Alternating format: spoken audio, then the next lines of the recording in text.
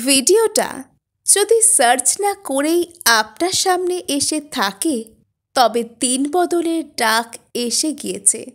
কিভাবে? চলুন জেনে নিই। যদি এতদিন আপনি কোনো কিছুকে পাবার জন্য অনেক চেষ্টা করেছেন, পরিশ্রম করেছেন, জেনুইন এফর্ট দিয়েছেন, নিজের সমস্ত চিন্তা ভাবনা এনার্জি সমস্তটুকুকে বাজি ধরে আপনি কোনো কিছুকে পেতে চেয়েছেন জীবনে, আপনি দেখেছেন সেই জিনিসটা সর্বদাই আপনার কাছ থেকে অধরা থাকছে। আপনি যা চাইছেন সেটা বাদ দিয়ে হয়তো অনেক কিছুই আপনার কাছে আসছে, অথবা পরিস্থিতি আরও খারাপ হয়ে যাচ্ছে। আপনি যত কাউকে চাইছেন, কোনো কিছুকে চাইছেন, নির্দিষ্ট কোনো শারীরিক অবস্থার উন্নতি চাইছেন, সেটার বদলে অন্য কিছু হচ্ছে, বরং সেই জায়গাটাতেই আরও কষ্ট আসছে। আপনি হয়তো ঈশ্বরের প্রতি বিশ্বাসকেই ছেড়ে দিতে চলেছিলেন, যে এসব আর কোনো কিছুই হয় না। হয়তো আপনার সততার আপনি কোনো দাম পাবেন না, চেষ্টা পাবেন না। কিন্তু আজকে সেই জায়গা থেকেই আপনার কাছে অনেক বেশি কিছু আসতে চলেছে। তার কারণ কি জানেন? আপনি সেই জিনিসটার প্রতি সমস্ত মোহ মায়াকে ত্যাগ করে দিয়েছেন। ব্রহ্মাণ্ড আমাদেরকে বলে একটুখানি ছাড়তে। আমরা যখন একটুখানি ছাড়ি, সে আমাদেরকে কয়েক লক্ষ গুণ ফিরিয়ে দেয়। এটাই হলো আসল ডিট্যাচমেন্ট, আসল ত্যাগের পথ।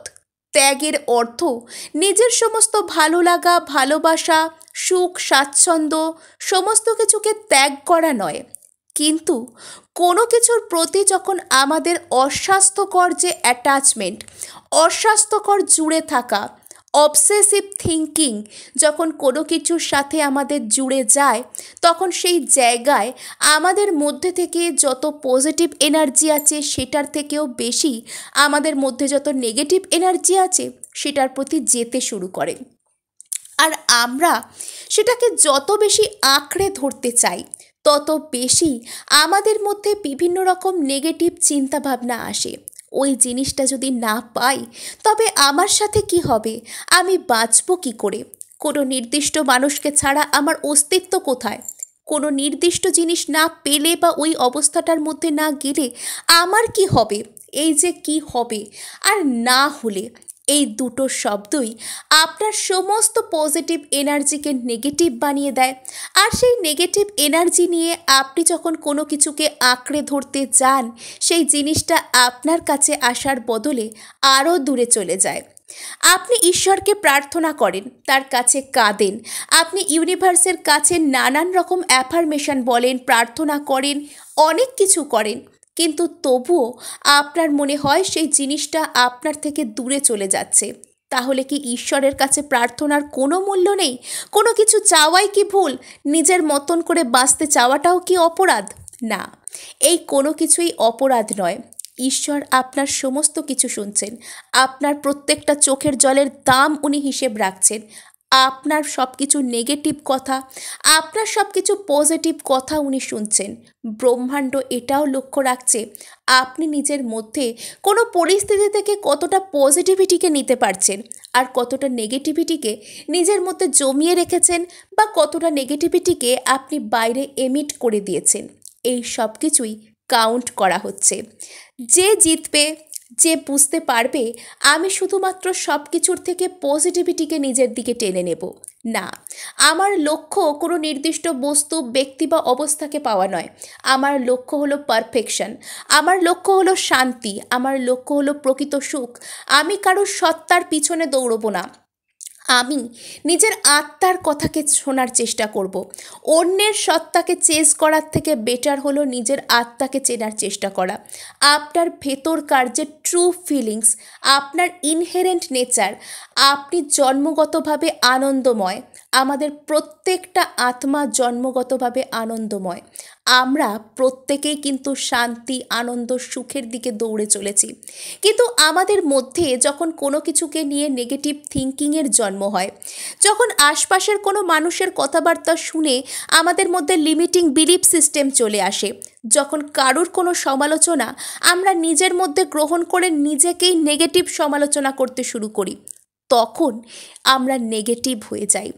তখন আমরা আমাদের সত্তার যে আনন্দময় অবস্থাকে চিনতে পারি না।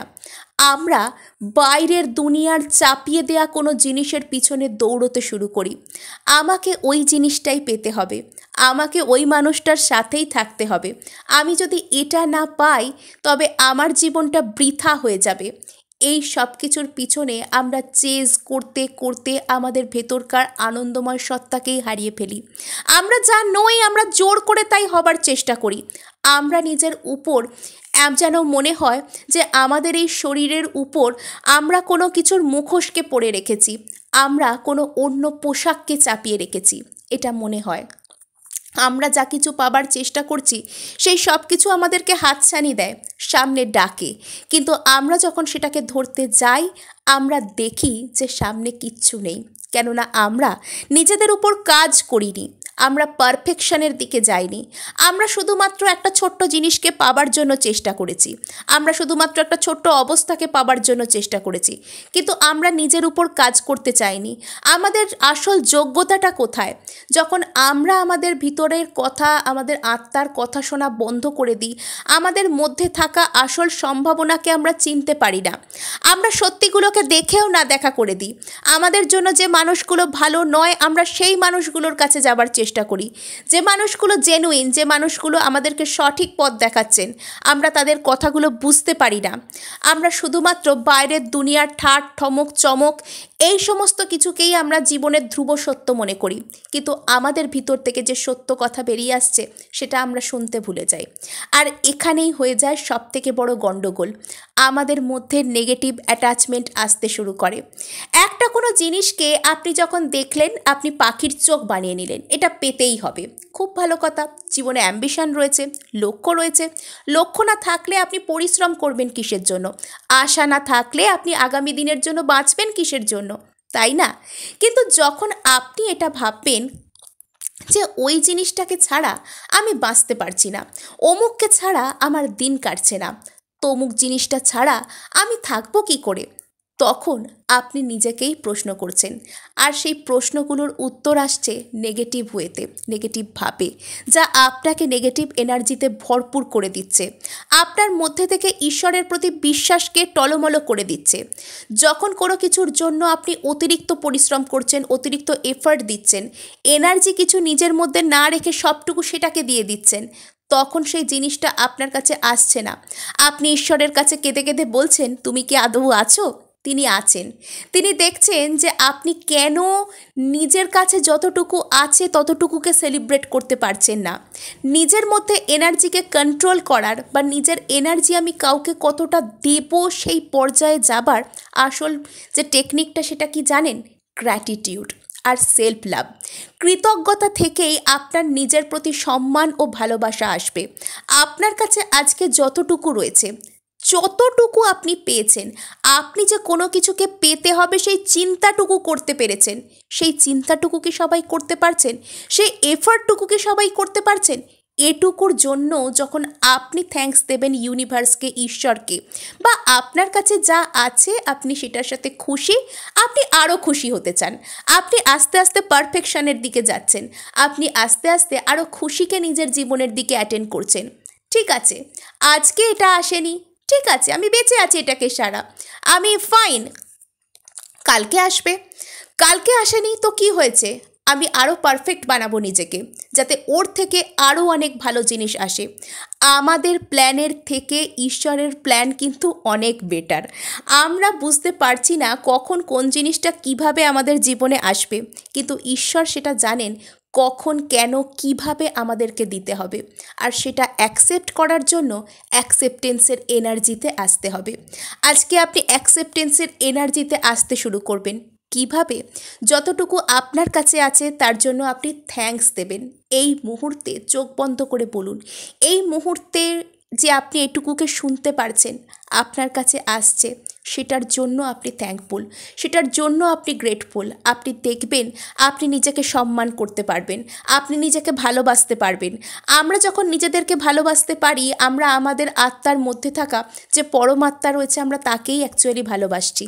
তো যখন আমাদের মধ্যে এনার্জিকে আমরা সম্পূর্ণ অন্য কাউকে, অন্য কিছুকে না দিয়ে একটু নিজের জন্য বাঁচিয়ে রাখি, তখন সেখানে এনার্জির ব্যালেন্স হয়, সেম পেজে আমরা আসি, আর তখন আমরা যা কিছু চাই সেটা আমাদের কাছে চলে আসে। আজকে এই ভিডিওর মাধ্যমে আপনি এই কথাগুলোকে বুঝতে পারলেন। একটু একটু করে প্র্যাকটিস করুন, একবারে হবে না, হয় না আমরা সকলেই জানি, কিন্তু চেষ্টা করলে সবই হয়। একটু একটু করে প্র্যাকটিস করুন, আপনি দেখতে পাবেন আস্তে আস্তে হিউজ ডিফারেন্স আপনি ক্রিয়েট করবেন। তো দিন তো বদলাচ্ছেই, আপনিও তার সঙ্গী হয়ে যান। আজকে এটুকুই, দেখা হচ্ছে নেক্সট ভিডিওয়। ধন্যবাদ।